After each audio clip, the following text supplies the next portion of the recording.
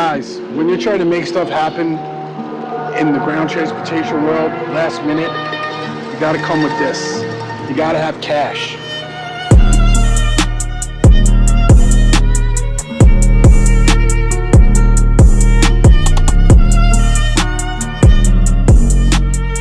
Okay guys, here's how you solve a problem with a client flying on a private jet and the plane gets diverted because of weather. This happens a lot. You have bands that are on a tour, they're flying from city to city, you're bound to have this happen to you.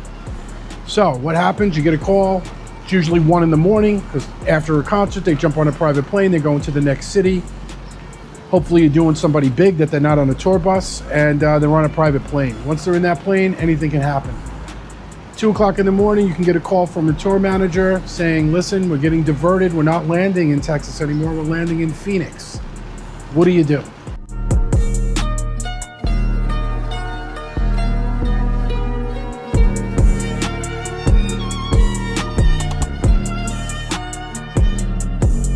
You don't want to wait for any information. If you know they're heading in direction and you can track that private plane and see where it is, they're 45 minutes from Phoenix. You could start calling people in the area, seeing who's up, at least notify a dispatcher from an affiliate or call an independent operator. You might even have to come out of the box and call somebody that you know. You might have an athlete in that city. You know, athletes move around. They usually have somebody that drives for them. We take care of them in New York and Miami and LA. So when they're in their hometown of Phoenix or Minnesota, they're more than happy to help us. Even Vegas, I've called guys, gotten their Sprinter vans in emergencies to take care of problems like that. And sure enough, that gets the job done. And on top of it, there's usually at least 6 to 8 people. So you're gonna need, very hard to muster up 2 SUVs at 2 a.m. in 45 minutes. But at that point, you change the vehicle to something bigger.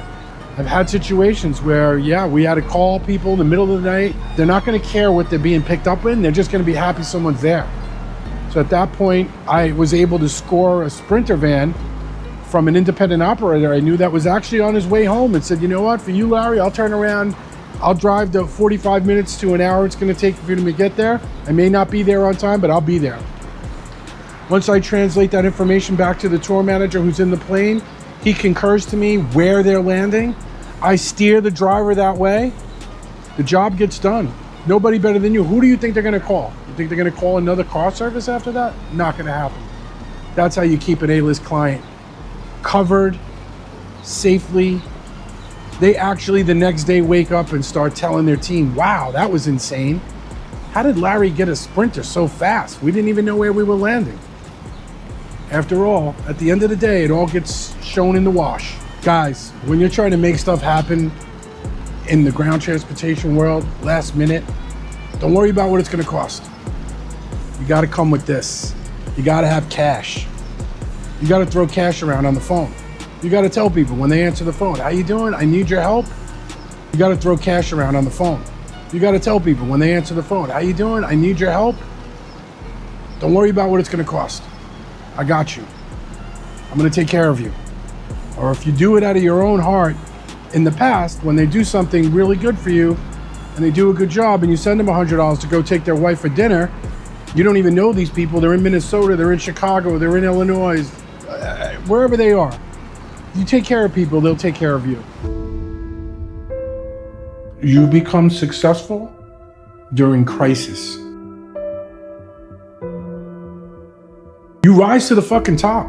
I'm from 9/11, bro. I was there. They were flying fucking planes. Things were blowing up, smoke, people running, jumping. Yeah, I know what it is to be in a crisis. So when you hit me with bullshit like, oh, there's a thing like, okay, I gather myself. All right, let's figure this out. What are we gonna do? A, I wanna keep everyone safe. B, you know you're gonna have to pay extra. You gotta throw some money around. You gotta be upfront on the call. Listen, guys, there's no, like, cause otherwise they'd be like, well, how much are you gonna pay me? Like, just dude, just so you know that you just make up the price, but I need you to do this for me. I need your help. They'll do it. And you throw them like, you know, they did a job for you. They were on tour. They took care of people. You'd send them $100 for dinner, man, for them and their wife. Then when you need them in a situation like this, they fucking answer the phone. They're happy. They wouldn't even answer the phone if it was somebody else. That's how you operate a business. That's how you grow a business. during crisis. When you're in a crisis, your client's in a crisis, that's when you rise to the top.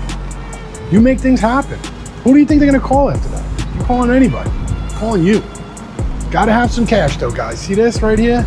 In the old pocket, keep it in your front pocket. You don't want to get pickpocketed. Forget about the wallet. You put it raw in your pocket, cash. It's the giveaway. It's a giveaway. All right. This is, you go to the bank of your old school, you take out money to give it away. There's no iPad, 10%, 20%. No, it's performance based. You do the right thing, you get the cash at all. Okay. That's it. Forget about everything else.